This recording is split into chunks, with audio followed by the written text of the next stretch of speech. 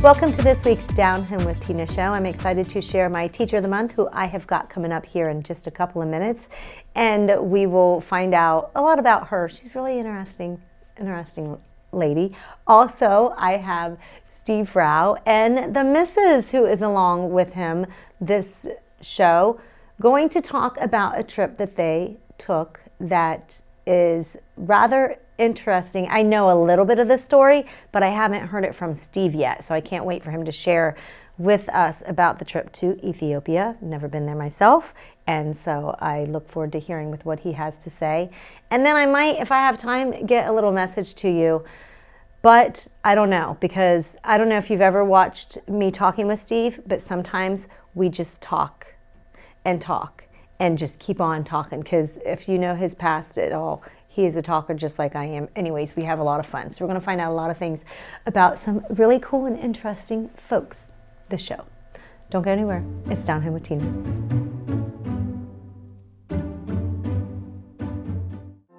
My name is Allie. I just became 14 years sober at the end of last month. Through the support of my family and friends, I got the courage to ask for help. And through treatment services and the recovery community, I was able to start my recovery journey. Now I get to work as a peer supporter and an addiction treatment navigator, where I get to help the next sick and suffering. If you don't have family and friends that can support you right now, you can find those supports through treatment providers, the recovery community, and peer supporters like me. Every life matters, and your recovery is worth it. This message is brought to you by the Fairfield County Adam H. Board. The Frankie Smith Funeral Home and Crematory in Lancaster and the Johnson Smith Funeral Home in Baltimore have a long and wonderful history of serving our community. Feel free to give us a call at 740-653-0652. Stop in and see us at either of our two locations, 405 North Columbus Street in Lancaster and 207 South Main Street in Baltimore. Respect for tradition, regard for change.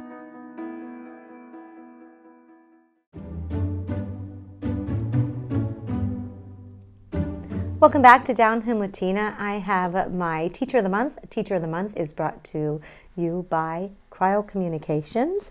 So I'm really excited to have Cindy Saunders. She is a first grade teacher at Berne Union Elementary School, and that is where I grew up. And by the time this does air, folks, the old building's gone. Oh my goodness. That's what I think I was told. I was just recently told that it's kind of like that's where our senior picture was, Aww. Cindy. So it's like, oh my goodness, it makes me want to get all my classmates together, which you can do that in the last minute. Yeah. And stand in front of it again and smile or that would be cry. Nice, I don't even know what. You should. Yeah, I don't know how quick. But anyways, so grateful for you to be able to be here today. I'm very excited to be here. Thank you for having me. I want to thank Jolynn Pugh, who recommended and referred you as my Teacher of the Month. She said that you were, in 2022, a literacy champion. That's it. Yes. Which, will you explain that to folks to maybe get an idea of what that means? Absolutely. So the Literacy Champion is through Read for a Cause, which is an amazing organization. Jill, the founder of the organization, writes these children's books, and the books then benefit an organization. Like there's the Brock Strong Foundation, there's a couple camps, and it's just, it's an amazing way to like get your word out and be recognized for the things that you're doing in your community. And that's why you're here. Part of it is that, but because you're just an awesome and amazing teacher as well. Thank you. From my understanding, yeah. So I would love to have you share with folks, with your first graders. How many years have you been a teacher? This is my 20th year of teaching. 20th. 20th, You don't yes. look like you could be 20th year if you're teaching, Cindy. That's very sweet of you. Well, how has it been throughout the years? And has it changed with the kids, with the times, with the way social media and all of this happened? And believe it or not, even with first graders. It has changed so much in the last 20 years. I mean, when I started teaching in Athens County, and I taught preschool for 2 years. And from preschool, I moved to first grade, also in Athens County. And then after that, I moved to Berne Union, which is that's where I was meant to be. I mean, once I got there, I knew that, you know, that's where my home was going to be. But it has just, I mean, the kids are amazing. You know, that's one thing that's remained constant. But with social media, you know, everybody says that social media has, you know, made things harder, but also in a sense, it's made things easier. I like to keep in contact with parents via social media. We have a class Facebook page where, you know, parents can see what's going on in the classroom, and they can feel like they're a part of what we're doing, and they can, you know, keep up with the things and the announcements.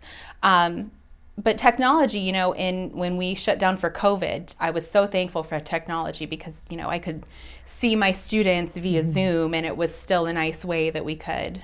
And how was that with the younger kids? Because you're the first to have that, I can think of that young, since all that's happened. You know, it's amazing how when you tell kids that they're capable of doing something, they're just fully capable of doing it. And my kids were so resilient. The year that we shut down in 2020, I actually had my daughter in my first grade class.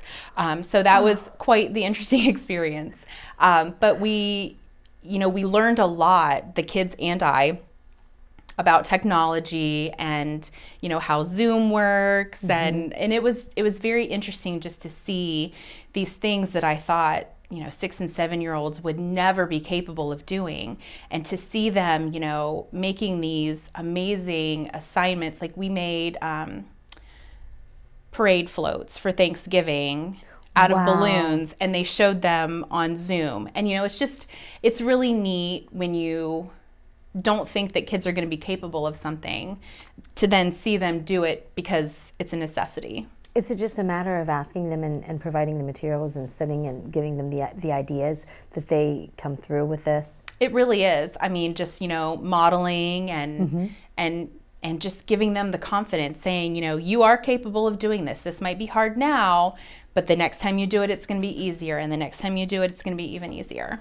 So do you have kids and students from the past that come back to see you? Oh, I do. And that's my favorite part and that's what I love about our building being, you know, pre-K through 12. You know, I can see the kids in the hallway, and, you know, one of them just brought me a graduation announcement the other day, and it just, you know, it makes your teacher heart happy when kids don't forget you. And, you know, when they move on, it's hard to share them with another teacher, but to see them come back and just, you know, take a little part of their day to say good morning, you know, it really means a lot. Are you one of those, how do I ask this?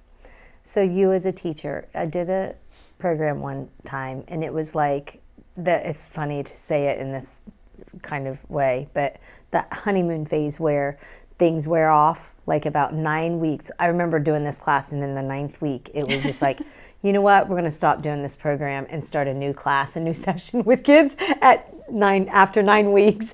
But is that about the time where you see, and does it change a whole lot, or does it depend on the teacher? You know, I think it depends on the group of students and the teacher. You know, sometimes things that worked last year for my group of students won't necessarily work this year, and it's just a constant, you know, ebb and flow of noticing what is working and what is not, and rolling with it. Do you sleep well at night? I sleep great at night. I go to bed and my head hits the pillow like I'm out.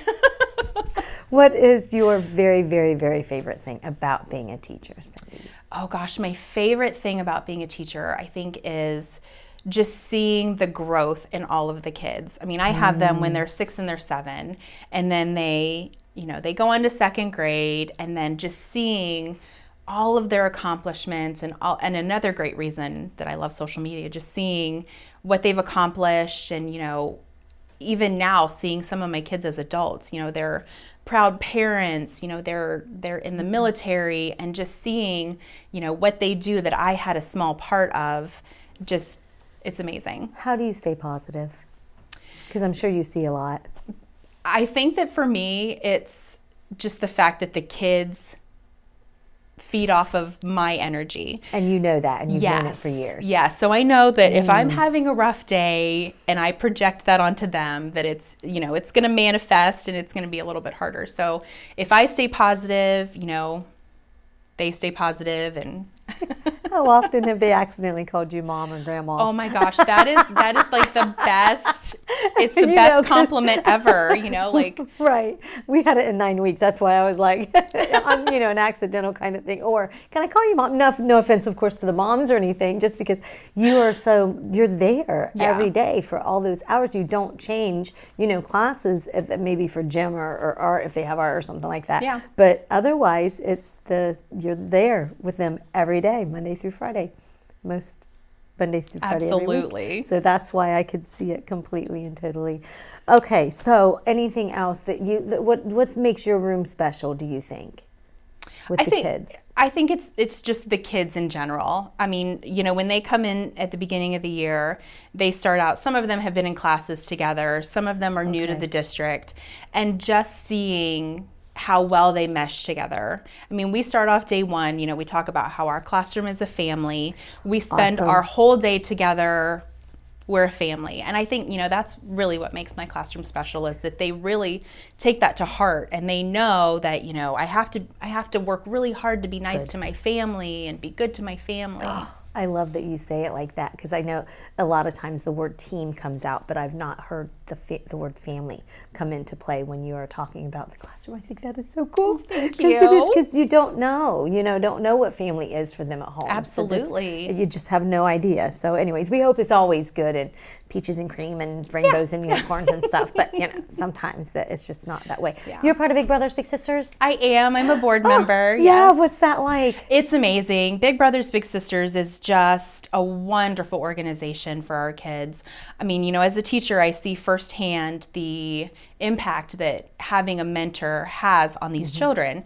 And as a teacher, I have 20 kids in my class, and I really wish I could just sit down with all of them for an hour every week and just give them my undivided attention. But with 20 kids, that is hard. Right. And so them having a high school big really just means so much to them, because they have somebody that will sit and play with them and just have conversations with them and listen to them for it. And it's just about them for that little amount of time, and it means the world to them. Yes, it does. Yes, it does. I couldn't agree with you more on that. Kids need our individual, I think, attention, one-on-one attention sometimes. Yes. Some of the kids do. So in here, I have a couple of gifts as my Teacher of the Month. One of them is a little positive card. So this one's just start each day with a grateful heart for you to pass on, for you to enjoy and then pass on to somebody else. Yes. So it's that perfect. Way. So it's something new that I've started, and I just love that. And also Ava Jewelers. There's a gift card in here from Ava Jewelers. I work with them, and I just love them over at Ava Jewelers. And thank you so much for everything you do. Keep on. Thank you so much for having me. Thanks, Cindy, and congratulations on Thank you. Folks, don't go anywhere. I've got a special couple coming up to chat about a trip that they took over to Ethiopia. So don't go anywhere. It's Down Here with Tina.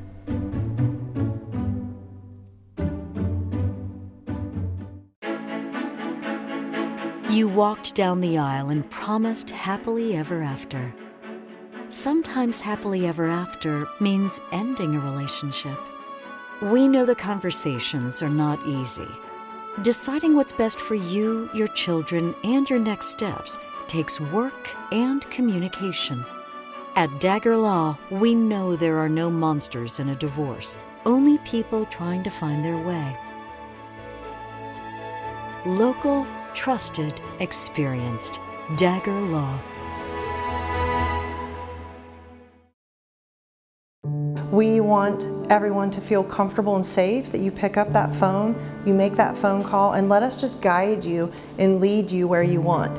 And then you can make an informed decision about what's best for you and your family.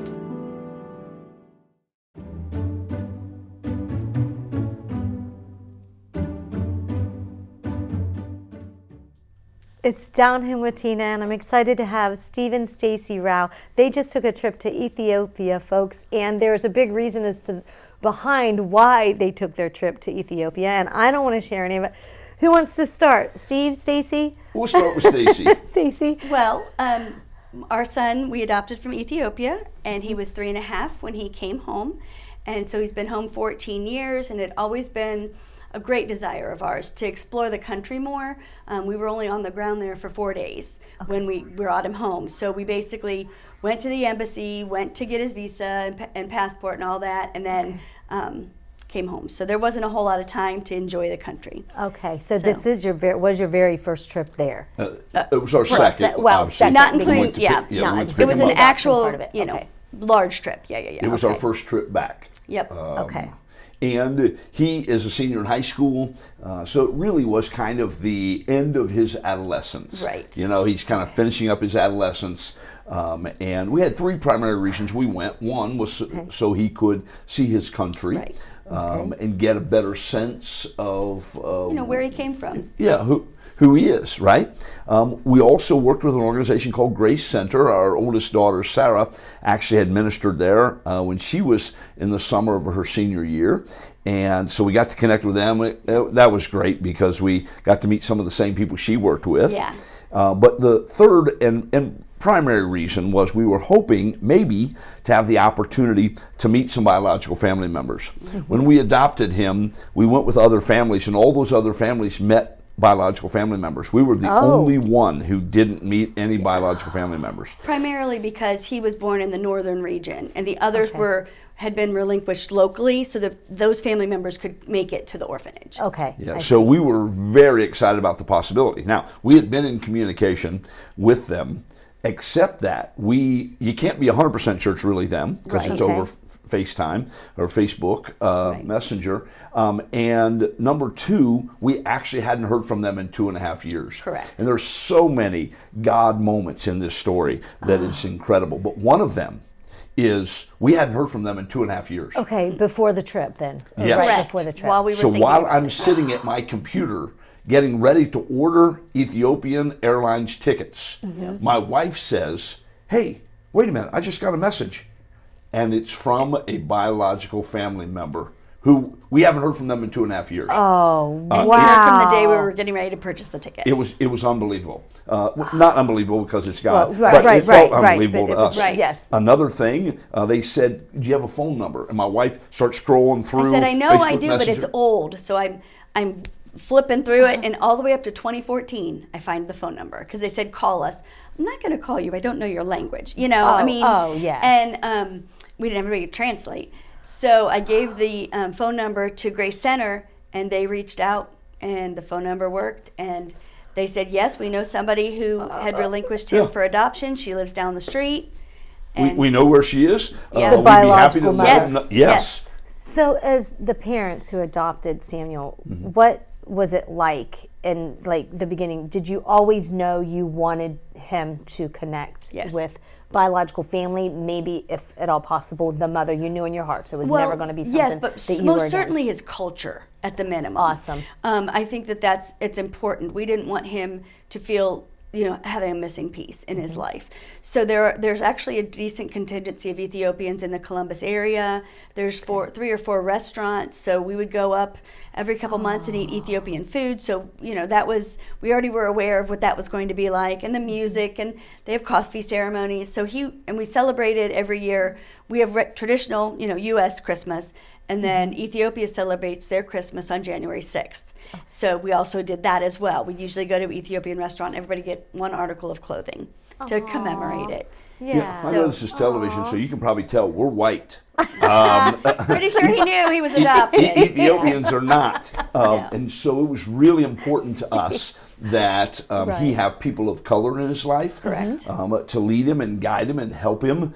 People that look like him, people that were lovers of God, leaders, educators. That was so important, and we've been tremendously blessed by that. It's incredible the way the Lord has put people into his life and into his path that have been godly black men who are leading their family with excellence and be giving him the opportunity to see that. So what happened when you got there? Yeah, well, we got word that they were in the area, they knew we were coming, and they wanted to come see Samuel. Now, we say they, the biological mother, the Amharic word is not Enat. So Enat is coming. The region, they wouldn't let anybody out unless you're female.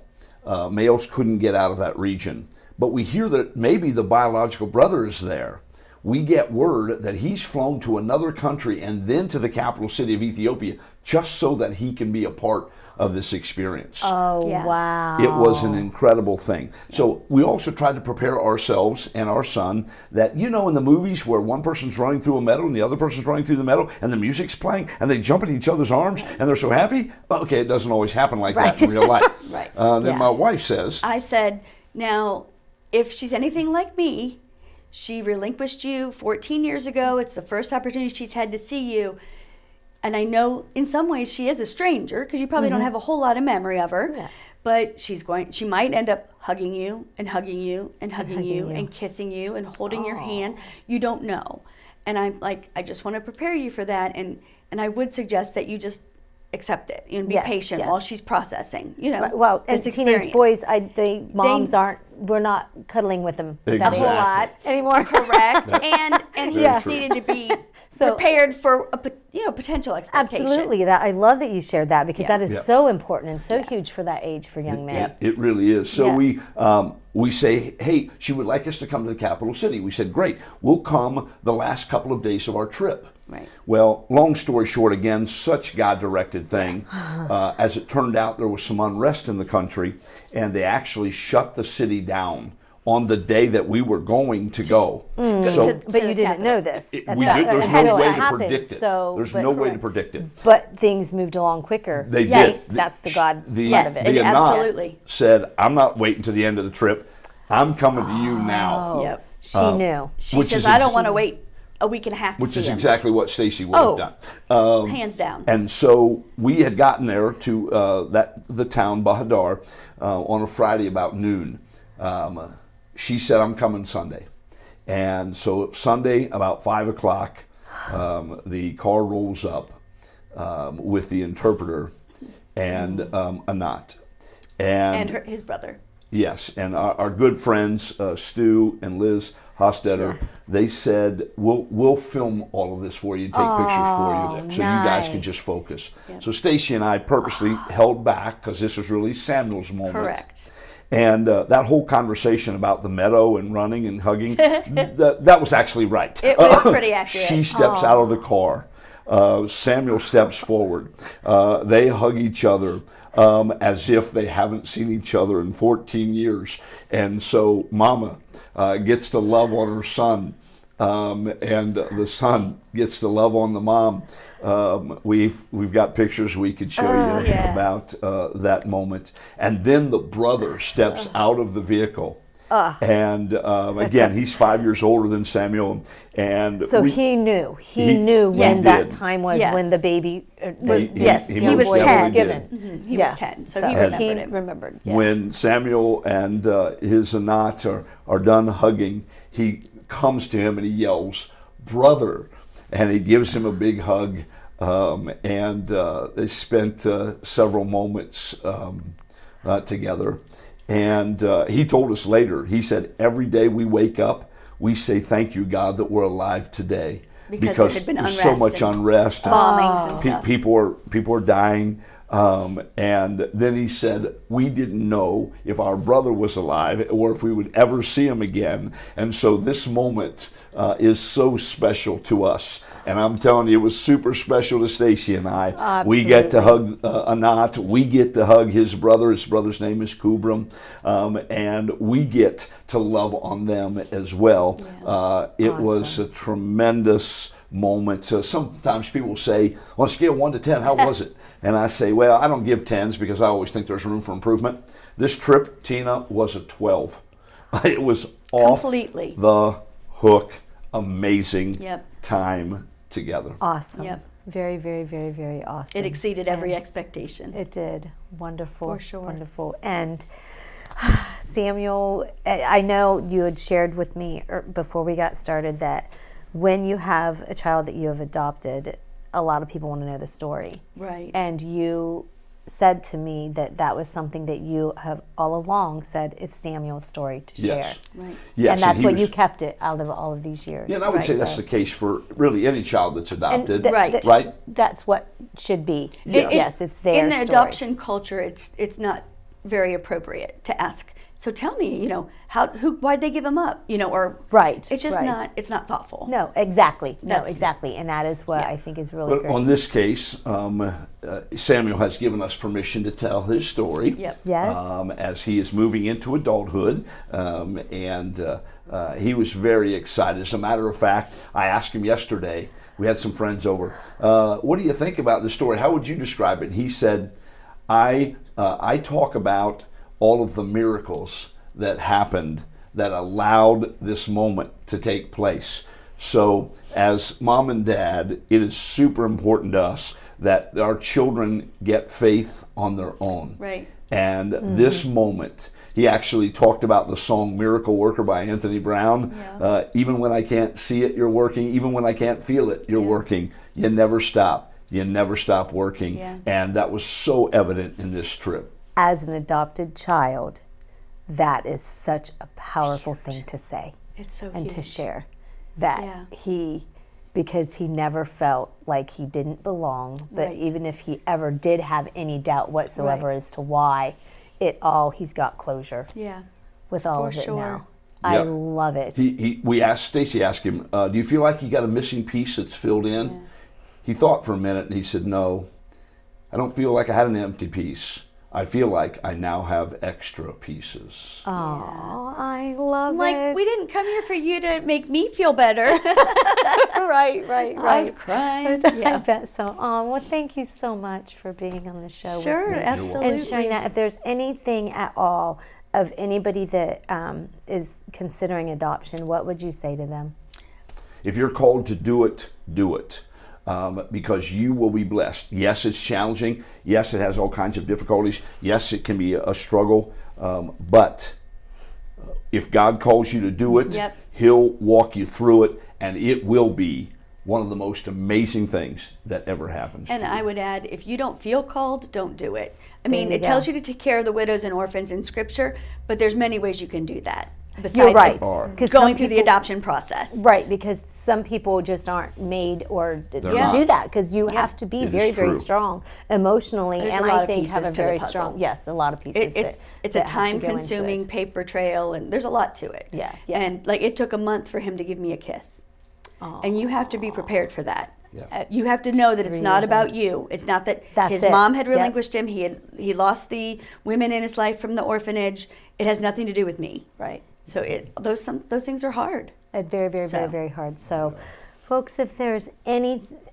idea whatsoever and you consider of adopting and you have questions, I'm certain the Rouse are people that you could and you happy need to to reach do it. out to Steve. Yep. Absolutely. And I just love having you, and we'll just go ahead and wrap up Yeah. the show here for the end because I wanted to just share a special message, but I really think that the message that I would like to share for the end today is that I feel that it is important when you find that there is, maybe I shared with you that I recently did inspirational speaking with children, and it was at a charter school, and that is a way in itself. If you can't adopt, do something else that might be inspiring, Yes. that is in your heart, that you can actually know that you are meant to do it because of the stories that I've had and experienced in my life. And a big reason as to why is my dad is somebody that I just look up to, and I know that what he went through and the challenges that he had, I can put together and piece together into a puzzle that I think makes me fit perfectly into Nice. what the kids and what they